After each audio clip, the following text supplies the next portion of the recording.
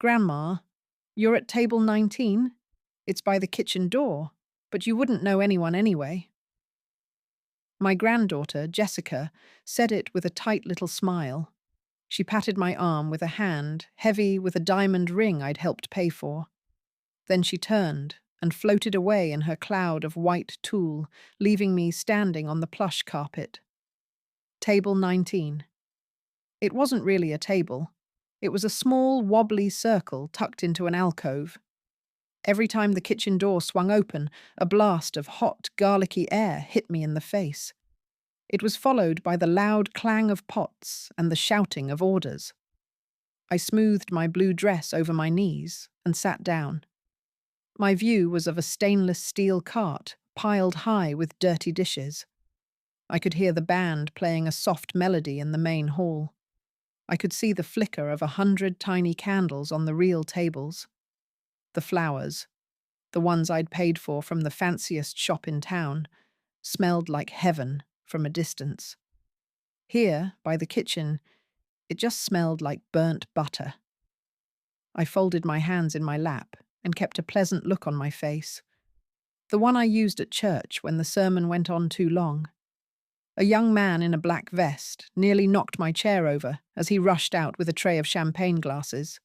He stopped. "Oh, goodness, Ma'am. I am so sorry." "It's quite all right, son," I told him.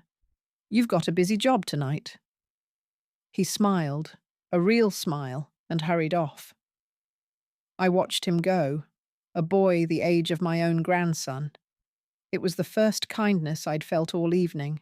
Just 6 months ago, Jessica and her fiancé, Mark, had sat in my small living room.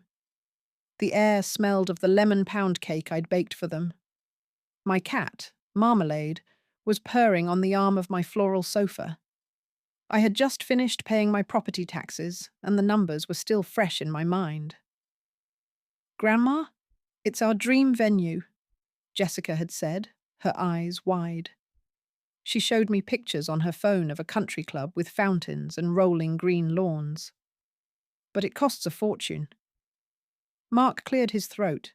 He was a nice enough boy, but he always looked nervous around me. "We just need a little help to secure it, Carol. A loan. We will pay back every single penny, with interest, as soon as we're settled." I looked at their hopeful faces.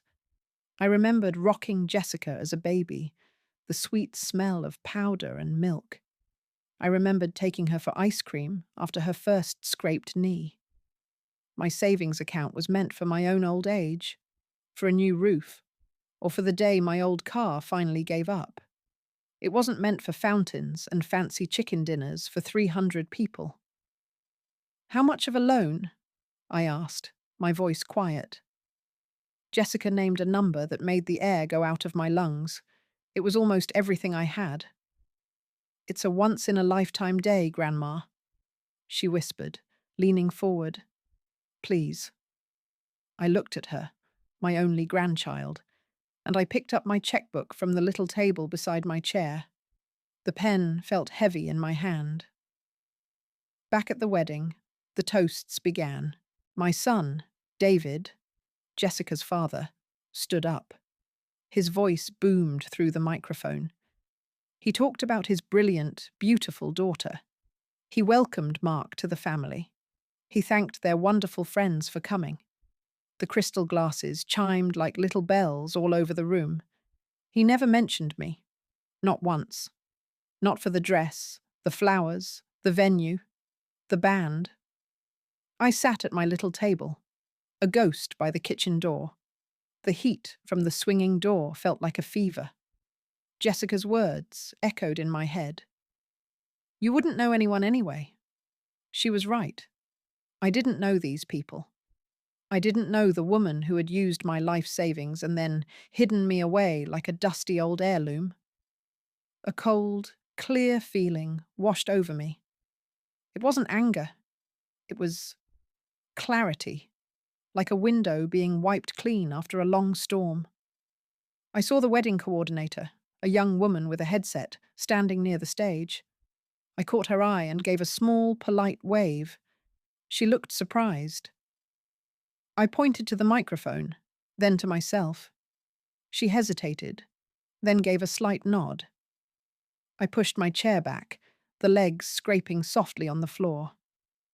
I walked slowly toward the dance floor. The journey from my little table felt a mile long. A few people turned to look. My son David had a confused frown on his face. Jessica's smile was frozen. The room grew quiet as I took the microphone from the stand. It was cool and heavy in my hand. "Hello, everyone," I said. My voice didn't shake. "For those of you I haven't met, I am Carol, Jessica's grandmother." A polite, scattered applause rippled through the hall. I looked directly at my granddaughter and her new husband, sitting at the head table under an arch of white roses. "Jessica, Mark, I have been thinking all evening about the perfect wedding gift for you," I said, letting a small pause hang in the air. It's so difficult to shop for a couple who already has everything they could ever want. Jessica's smile tightened just a little.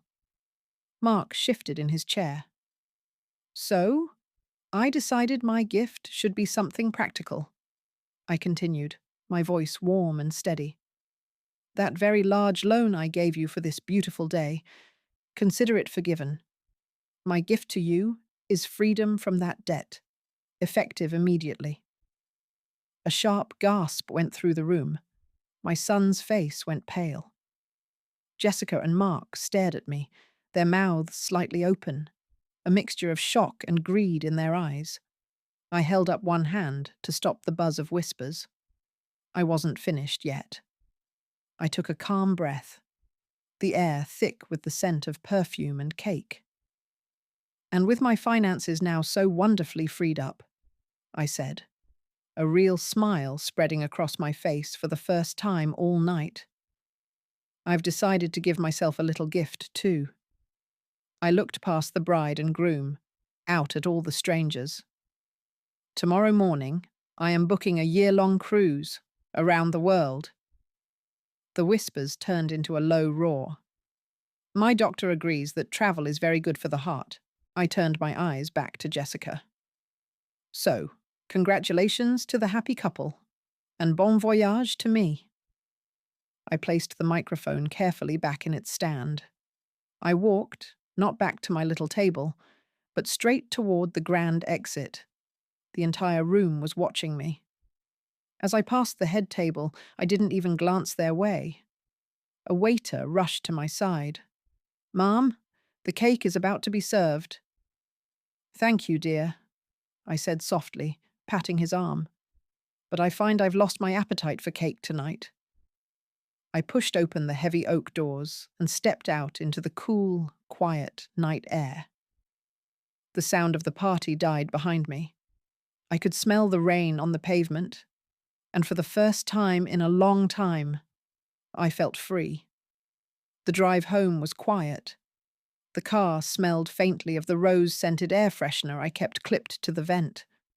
I didn't turn on the radio. The silence was a comfort after the noise of the party. When I pulled into my driveway, the motion sensor light clicked on, illuminating my small garden. The petunias I'd planted in the spring were still blooming. Inside, the house was still and cool.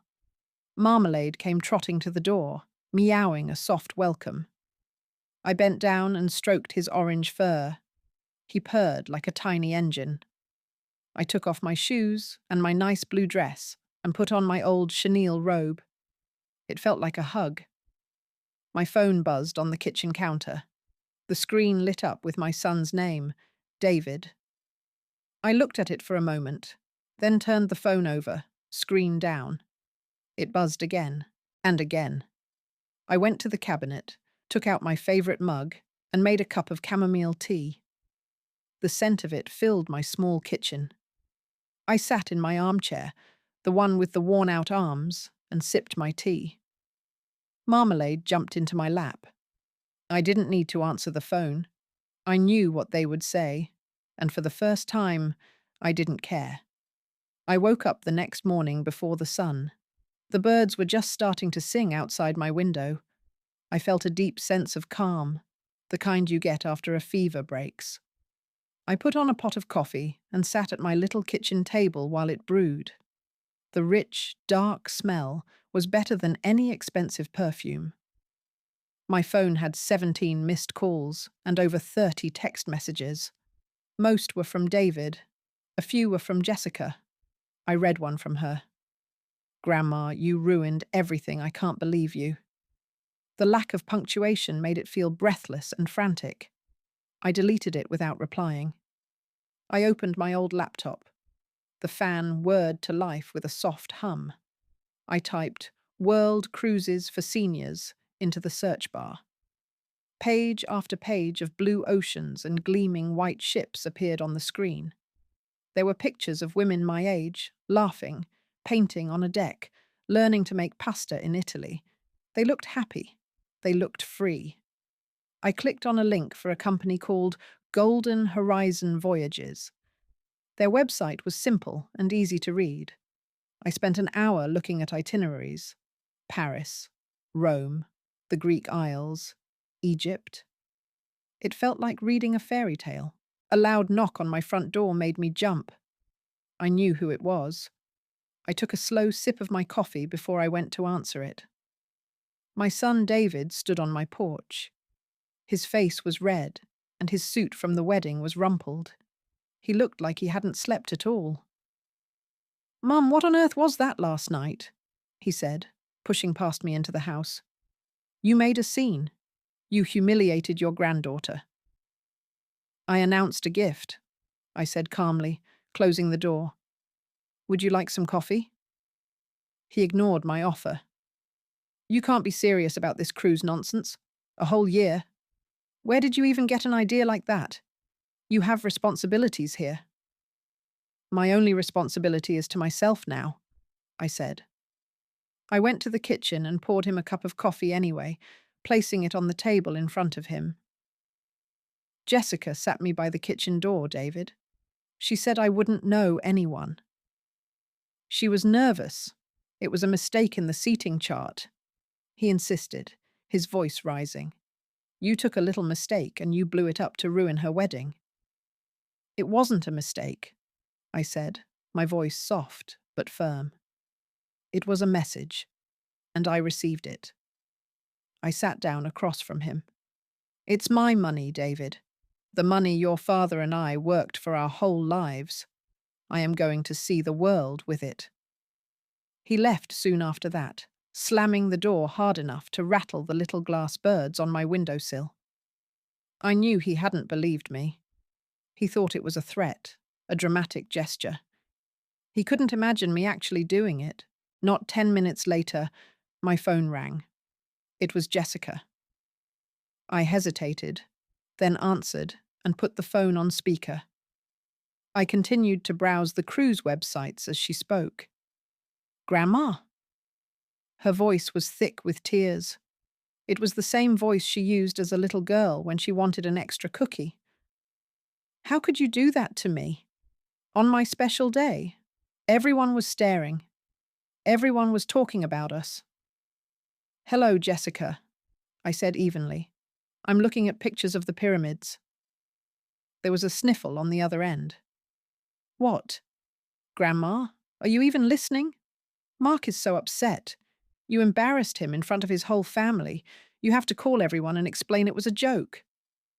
"It wasn't a joke," I said, clicking on a photo of a woman my age riding a camel. She looked terrified and thrilled all at once. "And your debt is forgiven.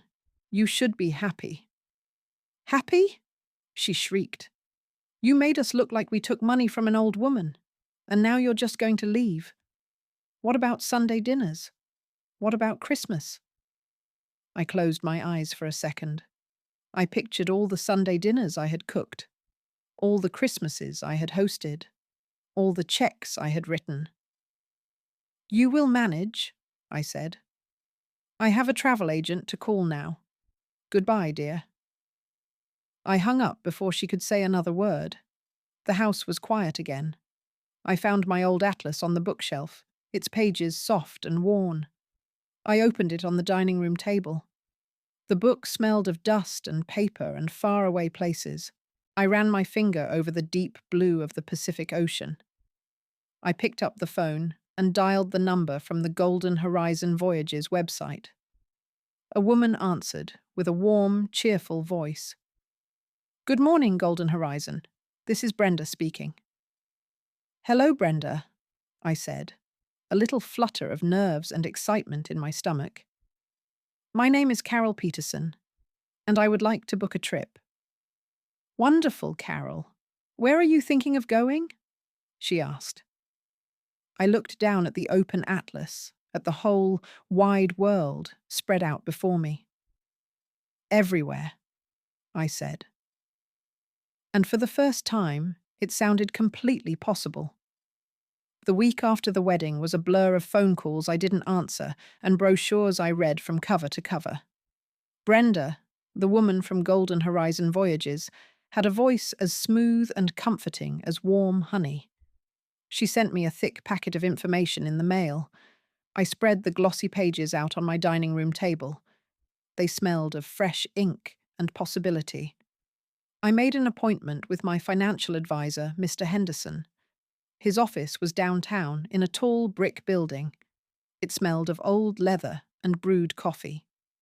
He was a young man who always wore a perfectly knotted tie. "A world cruise, Carol," he said, peering at me over his glasses. "That's quite an undertaking, and quite an expense." He tapped his pen on a stack of my account statements. "I'm aware of the expense, Robert," I said, my hands folded calmly in my lap. "My husband Frank and I were always careful. We saved for a rainy day." I paused. "It seems the forecast is calling for a year-long drizzle of sunshine." He didn't smile. "We'll have to liquidate some of your long-term investments. There will be tax implications." "That's why I'm here," I told him. "So you can handle the implications, and I can handle the packing." He finally looked up from his papers and met my eyes. He saw I was serious.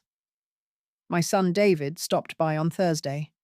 He used his old key without knocking first. I was in the kitchen, listening to the radio and peeling potatoes for a shepherd's pie. The smell of onions sautéing in butter filled the air. "Mum?" I was worried.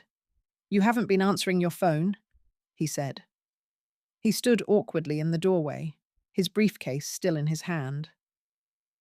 "I've been busy, David," I said, not looking up from my work. "Hello to you, too." He sighed and walked over to the dining room table, where my cruise brochures were still spread out like a map of a new life. He picked one up, a picture of the Sydney Opera House on the cover. "You're really going through with this madness?"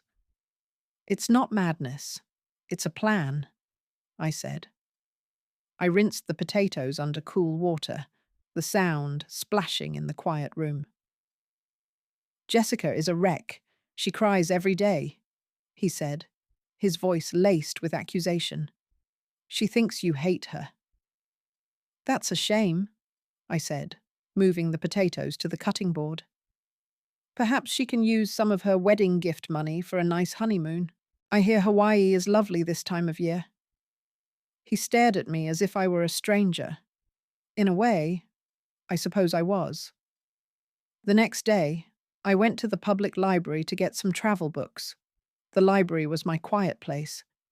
It always had the same peaceful smell of old paper and floor wax. I ran my hand along the spines of the books in the travel section. Europe on a budget, the temples of Asia, solo travel for the single woman. I pulled that last one out. "Carol? Is that you?" A voice chirped from behind me. It was Martha from my old church circle.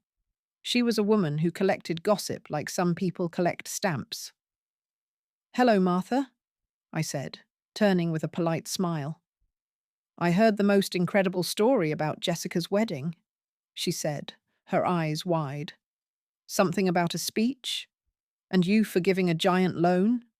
My cousin's daughter was a waitress there." "The food was lovely," I said, tucking the book under my arm. I hope she was tipped well. Martha looked disappointed. Oh, well, I also heard you were planning a trip.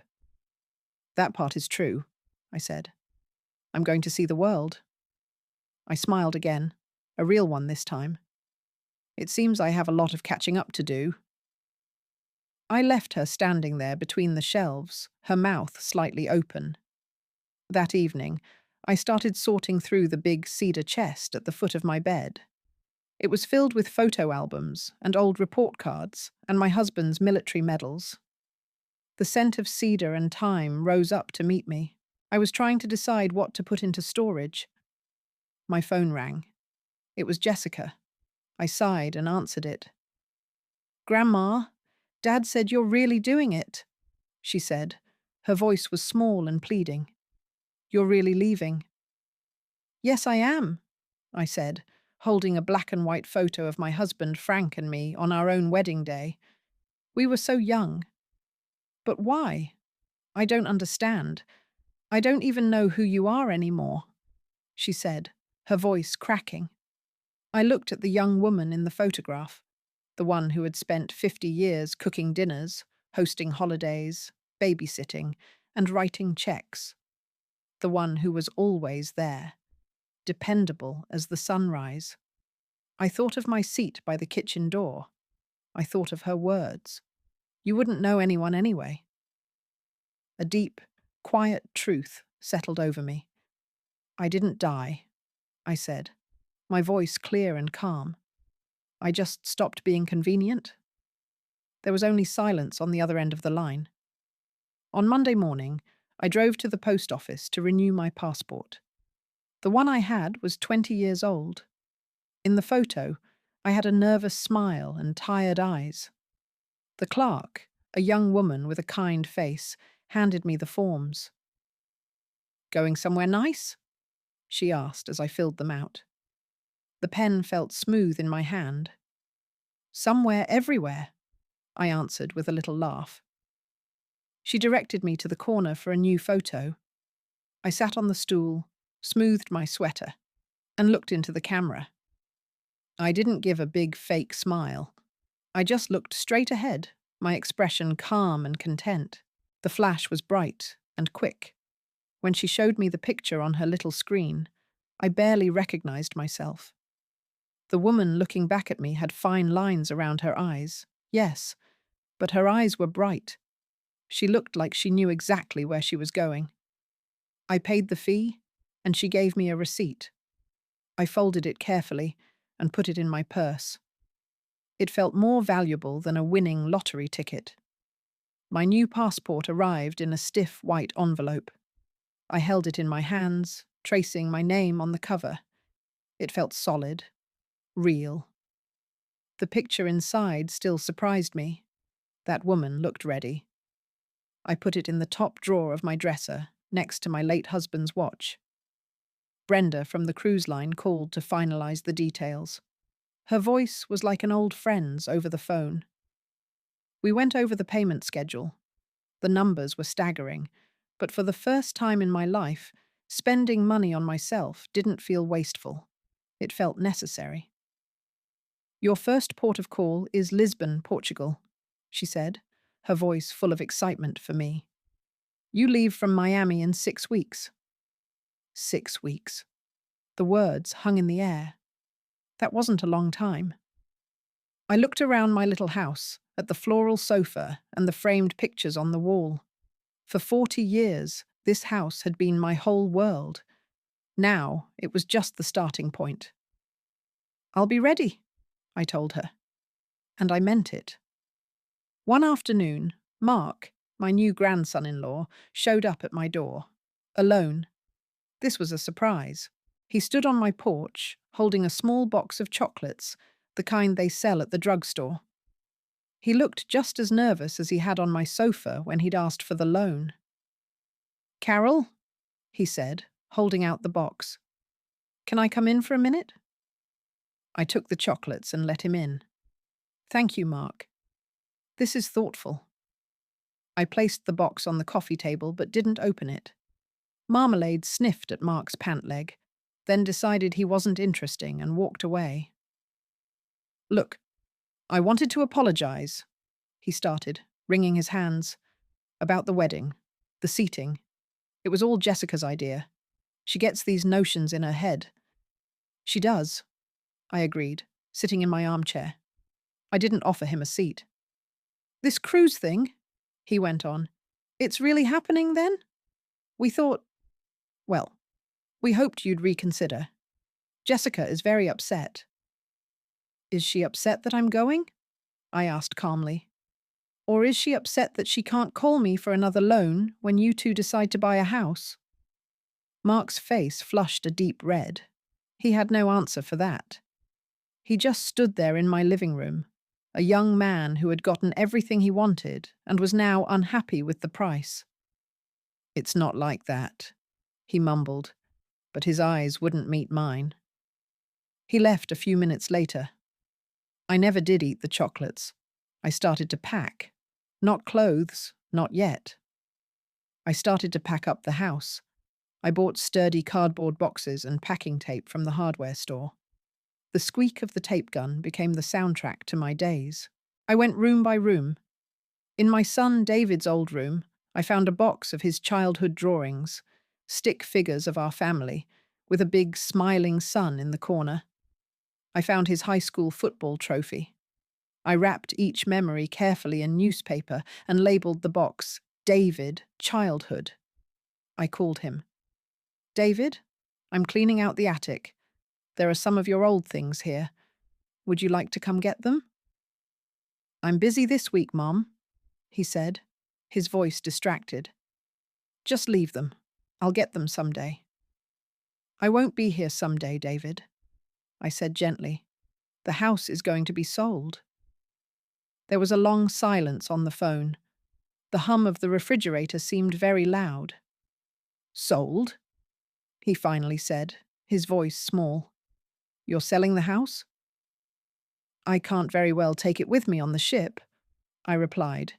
You have until the end of the month. I hung up, feeling a little sad, but also a little lighter. My neighbour, Eleanor, saw the for sale sign go up in my front yard. She came over with a plate of lemon bars. Eleanor was a widow like me, and we had a comfortable friendship built on borrowed cups of sugar and waving from our porches. Carol, you're really doing it, she said, sitting at my kitchen table. The lemon bars smelled sweet and tangy. I saw the sign. Good for you. I feel a little guilty, I admitted, pouring her a cup of tea. Leaving the house behind. All the memories. Eleanor took a sip of her tea. Memories are portable, dear. You pack the good ones and carry them with you. The bad ones? You can leave those in a box for your son to pick up. We both laughed. It felt good to laugh about it. Will you write to me? She asked. Send me postcards from all those strange places? I'll do better than that, I said. I'll learn how to use that video chat thing. I'll show you the ocean. Her eyes lit up. It was nice to see someone happy for me, with no strings attached. The last Sunday before my departure, I went to church. I sat in my usual pew in the back. The organ music swelled, and the sunlight streamed through the stained glass windows, painting rainbows on the floor. I didn't go for the sermon. I went for the quiet. After the service, my son and Jessica were waiting for me by the door. It was the first time I'd seen her since the wedding. She looked pale, and she wasn't wearing her usual bright lipstick. Grandma, she said, her voice barely a whisper. Please don't go. The tickets are bought, Jessica, I said, pulling on my gloves. The house is sold. But this is your home, David said, gesturing around at the town square. Your family is here. I looked at them, my son and my granddaughter. I loved them. I always would. But love and obligation had gotten tangled up like old yarn. I needed to separate the threads. You're right, I said, giving them a small, sad smile. My family is here. I looked from my son's worried face to my granddaughter's tear-streaked one. But I'm going to go find my home. I turned and walked away, the sound of the church bells ringing for noon echoing behind me.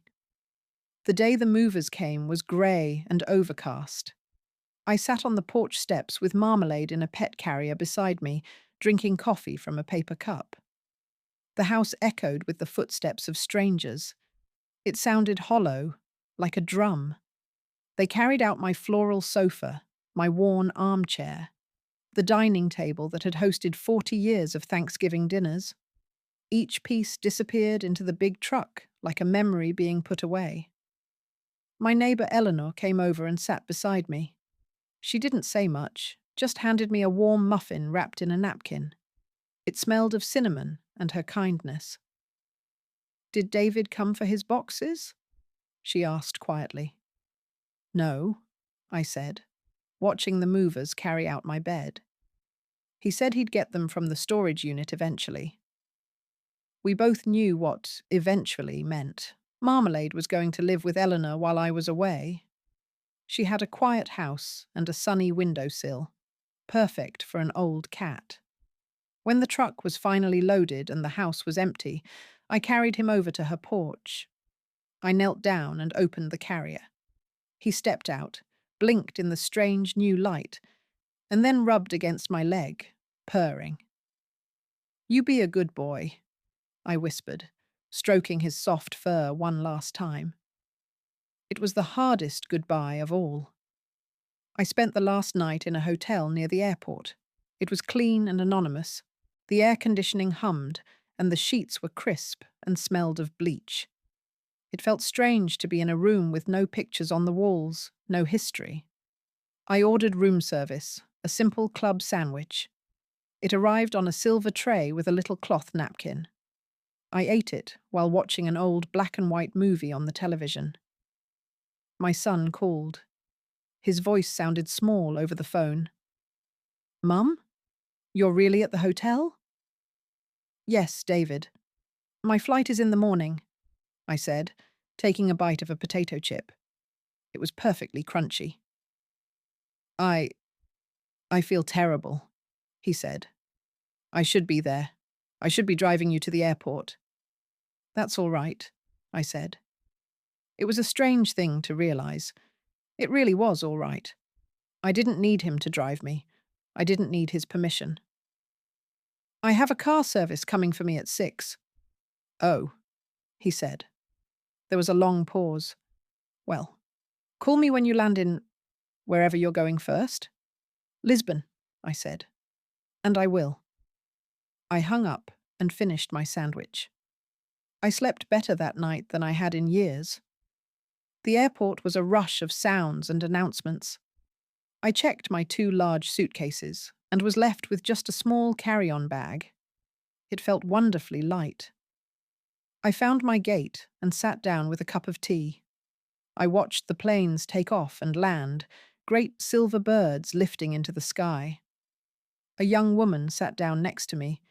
She was trying to soothe a crying baby. "I'm so sorry," she said, bouncing the child on her knee. "Don't be sorry," I told her. "He has a lovely set of lungs." She gave me a tired but grateful smile. We talked for a little while. She was flying to see her parents. I told her I was going on a cruise. "Wow, a cruise! That's my dream," she said. "Where are you going?" "Everywhere," I said. Saying it out loud to a stranger made it feel even more real.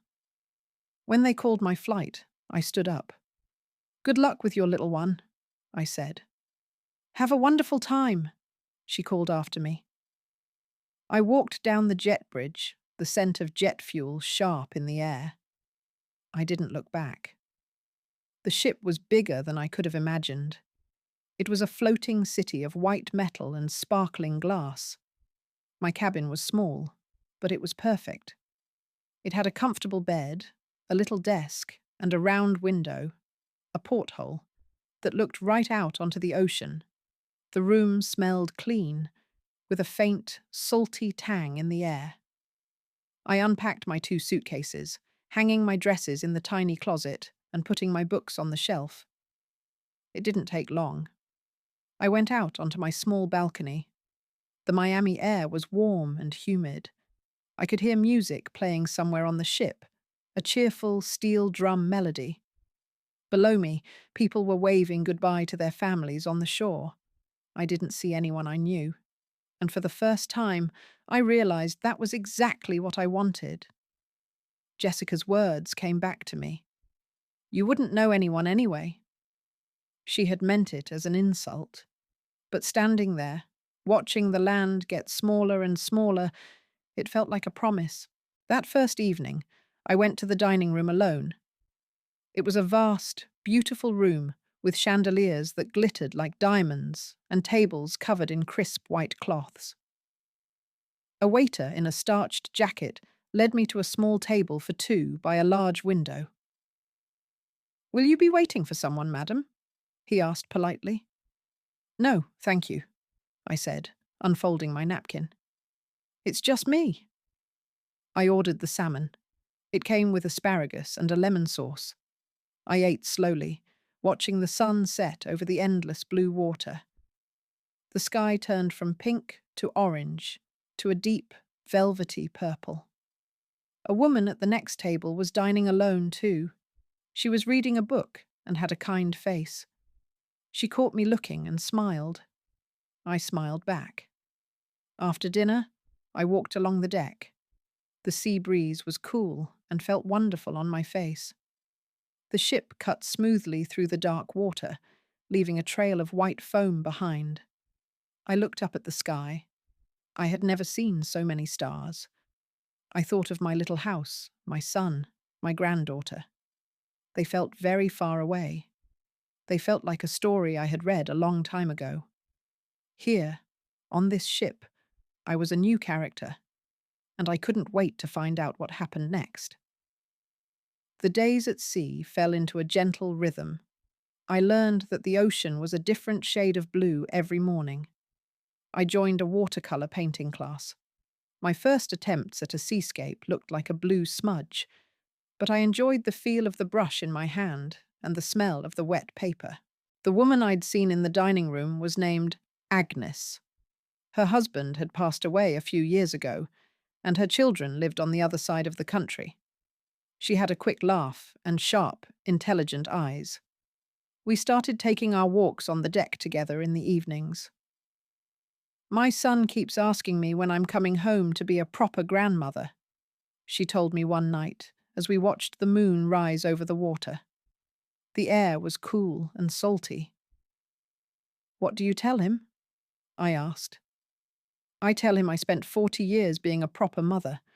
Now I'm practicing being an improper grandmother, she said with a wink. I liked her very much. We made plans to explore the markets in Morocco together. It was the first time in years I'd made a new friend. As the holidays approached, the ship was decorated with twinkling lights and green garlands. It was festive, but in a quiet, pleasant way. There was none of the frantic rushing I was used to back home. I received an email from David asking for a video call on Christmas morning. The whole family will be here, he wrote. It's the best we can do since you're so far away. On Christmas morning, I woke up early. The ship was docked in a port in Italy. I could see a town of colourful houses climbing up a hillside from my porthole. The sun was shining. I made myself a cup of tea and set up my laptop on the little desk. I put on a new silk scarf I had bought in Spain. It was the colour of the sea. When the call connected, their faces filled the screen. David, Jessica, and Mark were all crammed onto a sofa in David's living room. A huge, over-decorated Christmas tree blinked behind them. The sound was a little bit delayed. "Merry Christmas, Mum," David said, his voice overly loud and cheerful. "Merry Christmas, Grandma," Jessica echoed. She was wearing a new sweater and a forced smile. "Merry Christmas, everyone," I said, smiling back at them through the small screen. "It looks lovely there. They showed me their presents. Mark got a new watch. Jessica got a designer handbag. They held them up to the camera for me to see. I told them the gifts were beautiful. "What did you get for Christmas, Grandma?" Jessica asked. "I woke up and saw the coast of Italy," I said. "That felt like a pretty good gift." Her smile faltered for a second. "Oh, that's nice. We really miss you. It's not the same without your baked ham." "And your gravy, Mom," David chimed in. "We tried, but it's just not right." I listened to them talk about how empty my chair was at the table, how quiet the house felt without me there to organize everything. It was a performance, and I was the intended audience. They thought their words were ropes to pull me back, but they felt like threads from a life I'd already shed. I just sipped my tea and listened. "Well, Mom," David said, his tone shifting from sentimental to serious. "We know you're having your adventure, but we want you to know that when you're done, we've got a plan for you." "A plan?" I asked, my voice even. "Yes," he said, puffing out his chest a little. "We've been looking at some very nice senior communities, the kind with organized activities and nurses on staff, so you won't have to worry about anything when you get back." Jessica nodded eagerly. "They have lovely little apartments, Grandma, and you'd be closer to us. We could visit you every week." They looked at me, their faces full of false concern. They had already planned out the rest of my life, a neat little box to put me in when I was done being useful for world travel. The loan was forgiven, but they had found a new way to manage my assets. Me. "That's very thoughtful," I said. The hum of the ship's engine was a low, steady comfort. "But I had a call with my lawyer last week. I've made some new plans of my own." I watched their faces on the screen. They leaned in a little closer. "I've updated my will," I said, my voice calm and clear. "The house is sold, as you know, and the money from that, along with the rest of my savings, has been put into a trust." David frowned. "A trust? For who?" "After I'm gone," I continued, "the entire estate will be used to create a scholarship fund at the community college. It will be for single mothers who want to go back to school and make a better life for their children." The silence that followed was absolute. It stretched across the thousands of miles between us. I could see the calculations happening behind their eyes, the shock, the anger. Jessica's face, which had been arranged in a mask of sweet concern, simply crumpled. David's mouth opened and closed, but no sound came out. "It will be called the Frank and Carol Peterson Second Chance Scholarship," I finished softly. "I think your grandfather would have liked that." I looked at their stunned faces, pixels on a screen, and felt nothing but a quiet, clean peace. David was the first to find his voice. It came out as a strangled whisper. "A scholarship? Mum, what are you talking about? That's our inheritance." "It was your father's and my life savings," I corrected him gently. "It was never an inheritance.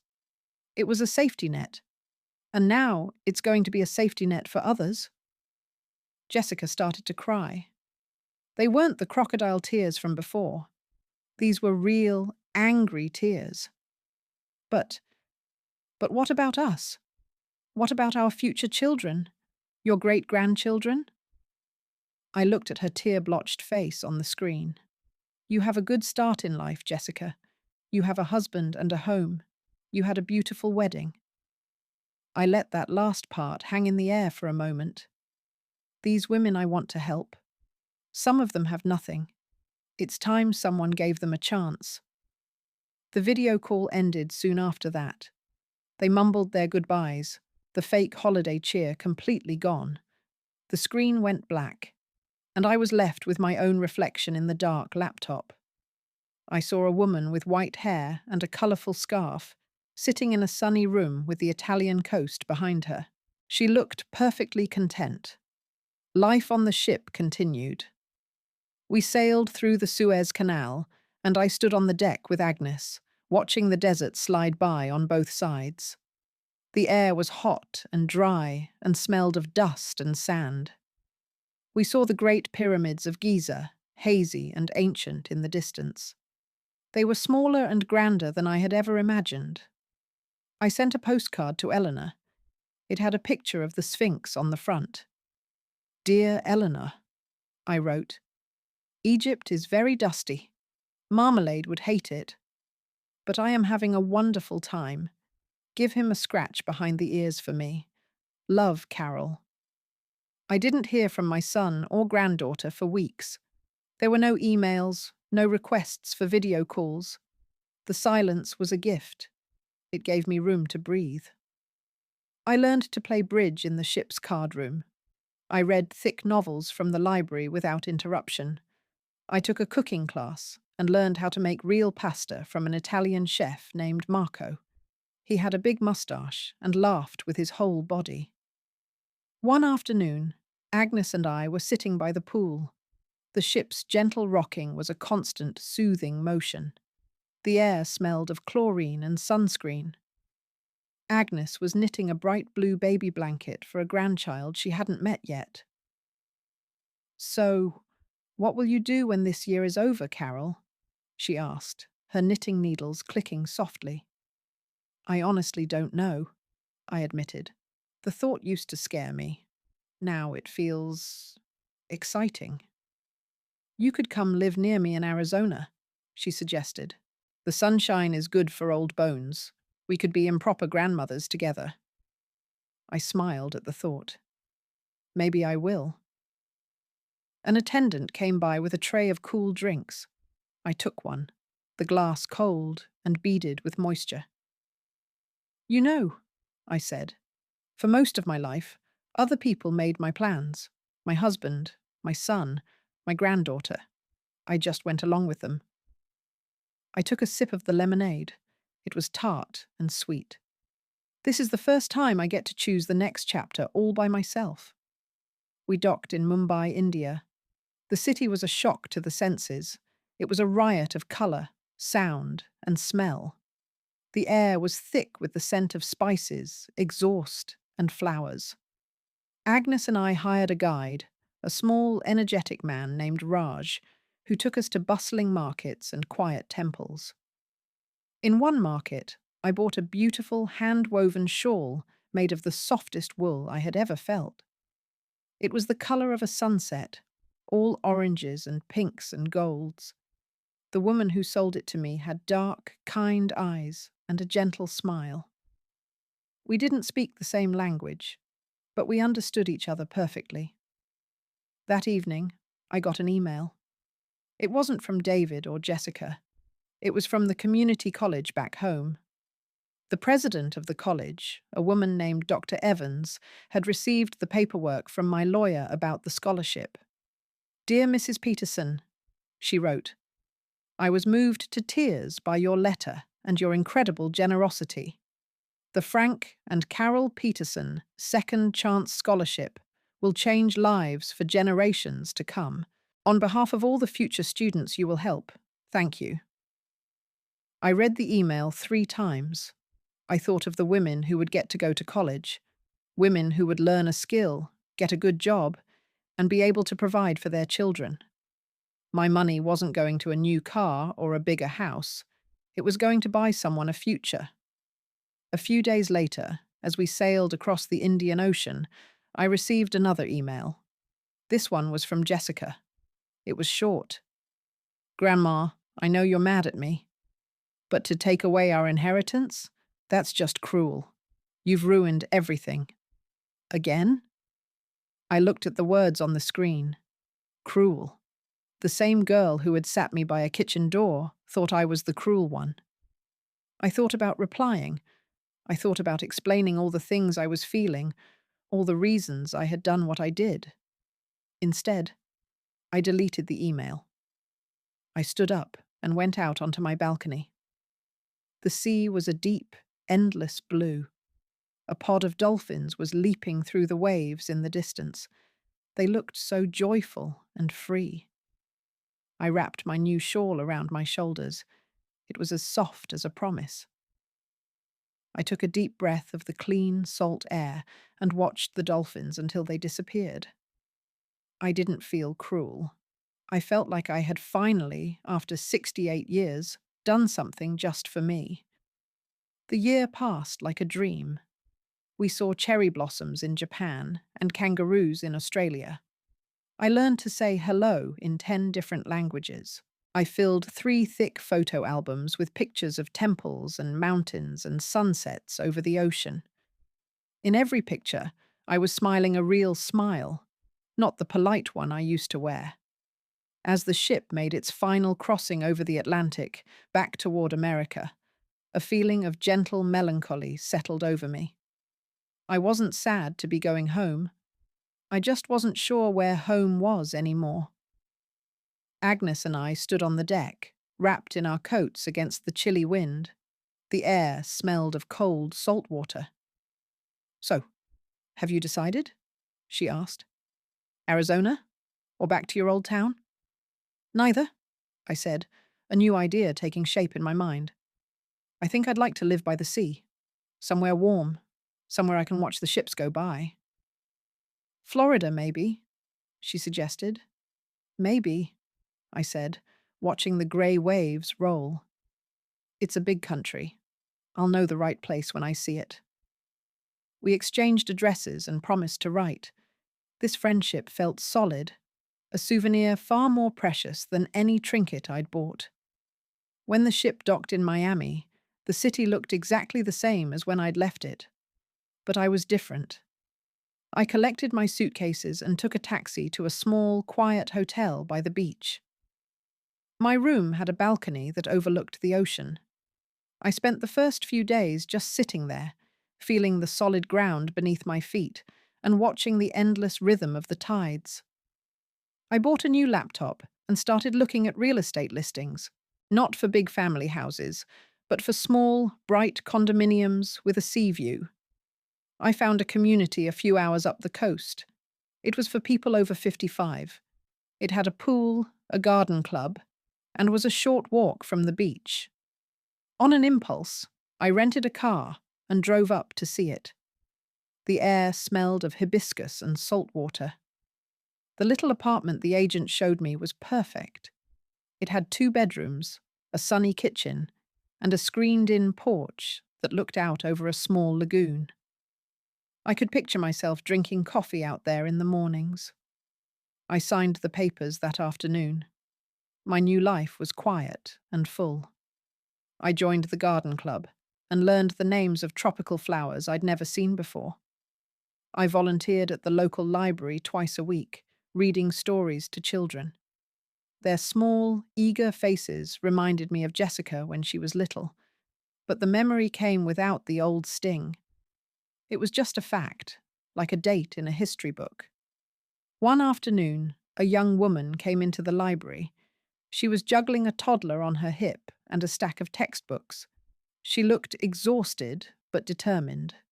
She introduced herself as Maria. She was one of the first recipients of the Frank and Carol Peterson Second Chance Scholarship. I just want to meet you," she said, her voice a little shaky. "And to thank you. I'm studying to be a nurse. You have no idea what this means for me and my son."